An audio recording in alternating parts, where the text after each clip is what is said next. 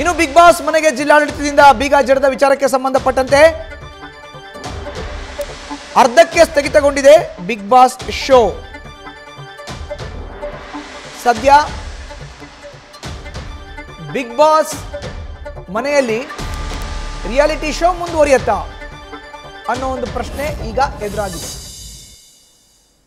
ಅವರ ಮುಂದಿರುವಂತಹ ಆಯ್ಕೆಗಳೇನೇನು, big boss reality show ಮುಂದುವರಿಯುತ್ತಾ ಏನೇನು ಆಯ್ಕೆಗಳು ಇದೆ ಅನ್ನೋದ್ರ ಬಗ್ಗೆ ಇಲ್ಲೊಂದಷ್ಟು ಮಾಹಿತಿ ಇದೆ. ಈಗ ಬಿಗ್ ಬಾಸ್ ಮುಂದೆ ಇರುವಂಥ ಆಯ್ಕೆಗಳು ಏನೇನು ಅನ್ನೋದನ್ನ ನೋಡೋದಾದ್ರೆ, ಸೆಕ್ಷನ್ 33(a) ಪ್ರಕಾರ ಪರಿಸರ ಮಾಲಿನ್ಯ ನಿಯಂತ್ರಣ ಕಾಯ್ದೆ ಅಡಿ ಕ್ರಮ ಹೈಕೋರ್ಟ್ಗೆ ರಿಟ್ ಅರ್ಜಿಯನ್ನು ಸಲ್ಲಿಕೆ ಮಾಡಬೇಕು, ಚಾಲೆಂಜ್ ಮಾಡಬೇಕಾಗತ್ತೆ. ಅದನ್ನೀಗ ಮಾಡಿದ್ದಾರೆ.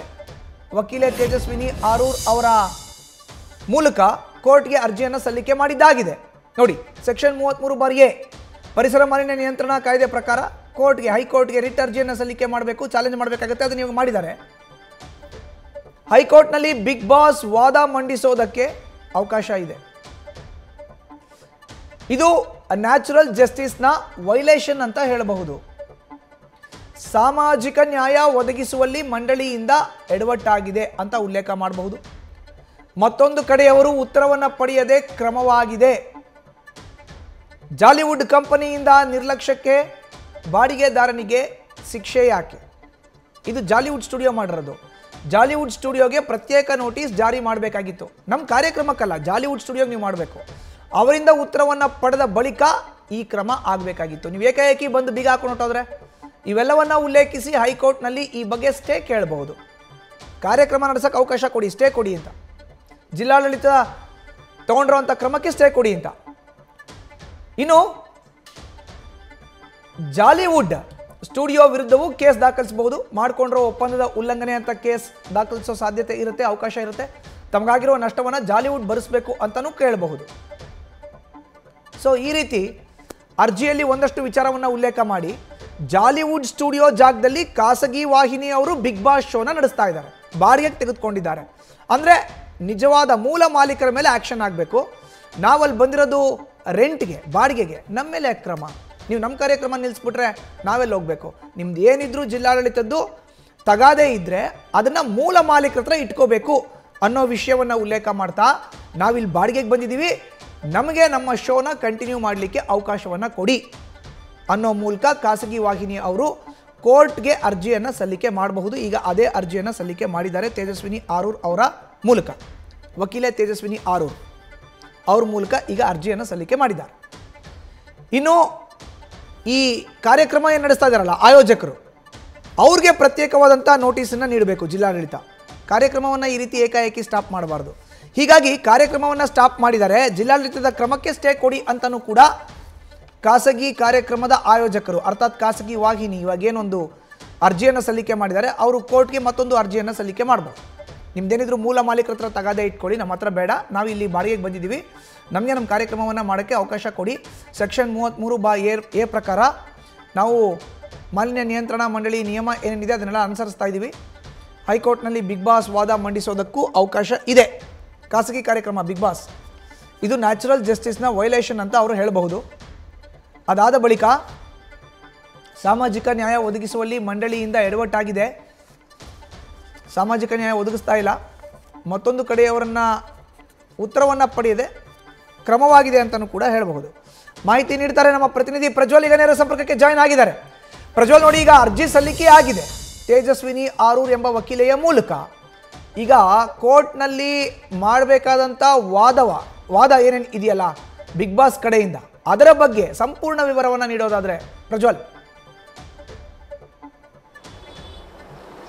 ಮಧುಸೂದನ್, ಈಗಾಗಲೇ ಬಿಗ್ ಬಾಸ್ ಶೋ ಅನ್ನ ರದ್ದುಗೊಳಿಸಿ ಅಂದ್ರೆ ಬೀಗ ಹಾಕಿರುವಂತಹ ಒಂದು ಪ್ರಕರಣಕ್ಕೆ ಸಂಬಂಧಪಟ್ಟಂತೆ ನೋಡ್ತಾ ಹೋದ್ರೆ ಈಗಾಗಲೇ ಹೈಕೋರ್ಟ್ನಲ್ಲಿ ಕೂಡ ಅರ್ಜಿಯನ್ನ ಸಲ್ಲಿಕೆ ಮಾಡಿರುವಂತದ್ದು. ಈ ಒಂದು ಪ್ರಕರಣದಲ್ಲಿ ಏನಾಗಬಹುದು ಅನ್ನುವಂಥದ್ದಿಂದ ಇದು ಪ್ರಮುಖವಾದಂತಹ ವಿಚಾರವಾಗ್ತಾ ಹೋಗುತ್ತೆ. ಬಿಗ್ ಬಾಸ್ ಶೋ ಕಡೆಯಿಂದ ಈಗಾಗಲೇ ವಕೀಲರು ಏನು ಒಂದು ಅರ್ಜಿಯನ್ನು ಸಲ್ಲಿಸಿದ್ದಾರೆ, ಅವರು ವಾದವನ್ನ ಮಾಡ್ತಾರೆ. ಯಾಕೆ ಅಂತ ಹೇಳಿದ್ರೆ ಇಲ್ಲಿ ಜಾಲಿವುಡ್ ಸ್ಟುಡಿಯೋಸ್ ಏನಿದೆ ಅವರ ಕಡೆಯಿಂದ ತಪ್ಪಾಗಿದೆಯೇ ಹೊರತು ನಮ್ಮ ಕಡೆಯಿಂದ ಯಾವುದೇ ರೀತಿಯ ತಪ್ಪಾಗಿಲ್ಲ. ನಾವು ಯಾವುದೇ ಒಂದು ನಿಯಮವನ್ನು ಕೂಡ ಉಲ್ಲಂಘನೆ ಮಾಡಿಲ್ಲ. ನಾವು ಅಲ್ಲಿ ಬಾಡಿಗೆದಾರರಾಗಿ ಬಂದಿದ್ದೀವಿ. ಹಾಗಾಗಿ ನಮ್ಮ ಶೋ ಅನ್ನು ನೀವು ರದ್ದುಗೊಳಿಸುವಂಥದ್ದು ಸರಿಯಲ್ಲ. ಇದರಿಂದ ನಮಗೆ ಸಾಕಷ್ಟು ತೊಂದರೆ ಆಗುತ್ತೆ. ನಾವು ಕೂಡ ಸಾಕಷ್ಟು ಇನ್ವೆಸ್ಟ್ಮೆಂಟ್ ಅನ್ನು ಈಗಾಗಲೇ ಮಾಡಿದ್ದೀವಿ. ಹಾಗಾಗಿ ಆ ರೀತಿ ಮಾಡಿದಂಥ ಸಂದರ್ಭದಲ್ಲಿ ನಮಗೆ ಲಾಸ್ ಆಗುತ್ತೆ. ಅದೇ ರೀತಿಯಲ್ಲಿ ಜನ ಕೂಡ ಬಿಗ್ ಬಾಸ್ ಅನ್ನು ನೋಡ್ತಾ ಇದ್ದಾರೆ. ಅವರಿಗೆ ಸಾಕಷ್ಟು ನಿರೀಕ್ಷೆಗಳಿದೆ. ಆ ಸಂದರ್ಭದಲ್ಲಿ ಈ ರೀತಿಯಾದಂಥ ಒಂದು ಕ್ರಮವನ್ನು ತೆಗೆದುಕೊಳ್ತಾ ಇರೋದ್ರಿಂದಾಗಿ ಸಾಕಷ್ಟು ಸಮಸ್ಯೆ ನಮಗಾಗ್ತಾ ಇದೆ.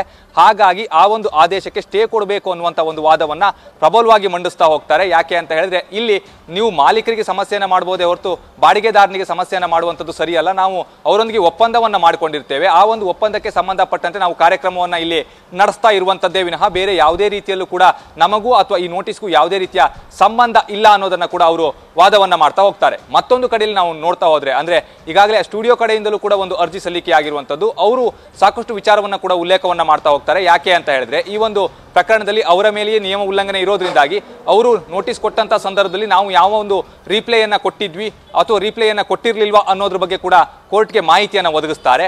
ಒಂದೊಮ್ಮೆ ರೀಪ್ಲೇಯನ್ನ ಕೊಟ್ಟಿದ್ರೆ ಅವರು ಕೊಟ್ಟಂತಹ ರೀಪ್ಲೇ ಏನು, ಅದಕ್ಕೆ ಸಂಬಂಧಪಟ್ಟಂತೆ ಜಿಲ್ಲಾಡಳಿತ ಯಾವ ಒಂದು ಸೂಚನೆಯನ್ನ ಕೊಟ್ಟಿತ್ತು ಅನ್ನೋದನ್ನ ಕೂಡ ಇಲ್ಲಿ ಉಲ್ಲೇಖವನ್ನ ಮಾಡಬೇಕಾಗುತ್ತೆ.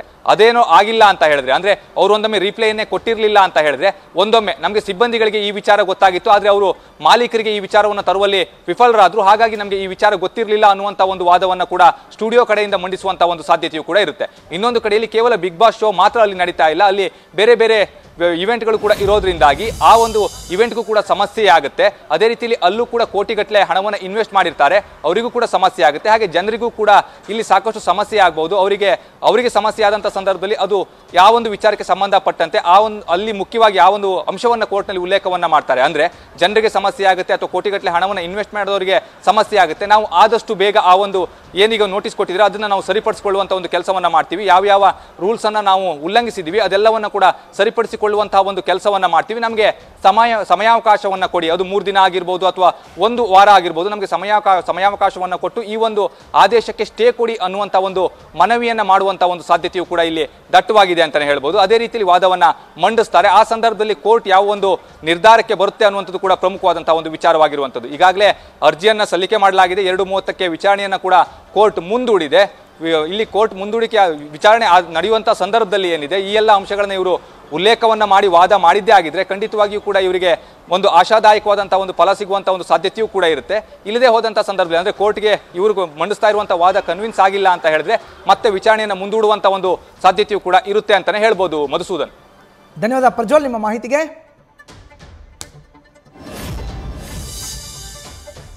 ಇದು ಜಾಲಿವುಡ್ ಸ್ಟುಡಿಯೋ ಮುಂದೆ ಕಾಣಸಿಗ್ತಾ ಇರುವಂಥ ದೃಶ್ಯ ನೋಡಿ. ಒಂದು ಕಡೆ ಜಿಲ್ಲಾಡಳಿತ ಏನು ಬಂದ್ ಮಾಡ್ತು ಬಿಗ್ ಬಾಸ್ ಸ್ಪರ್ಧಿಗಳನ್ನೆಲ್ಲ ಈಗ ಕರ್ಕೊಂಡು ಹೋಗಿ ಖಾಸಗಿ ರೆಸಾರ್ಟ್ನಲ್ಲಿ ಇರಿಸಲಾಗಿದೆ.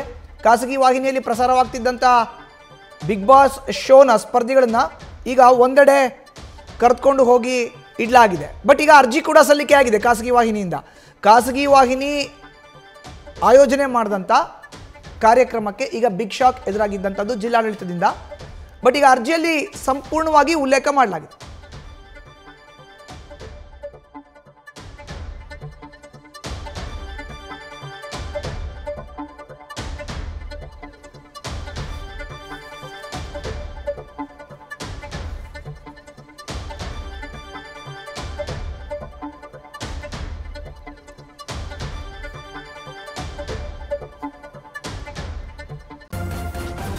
ನ್ಯೂಸ್ ಫಸ್ಟ್ ನಿರ್ಭೀತಿಯಿಂದ ನಿಮ್ಮ ಪರವಾಗಿ.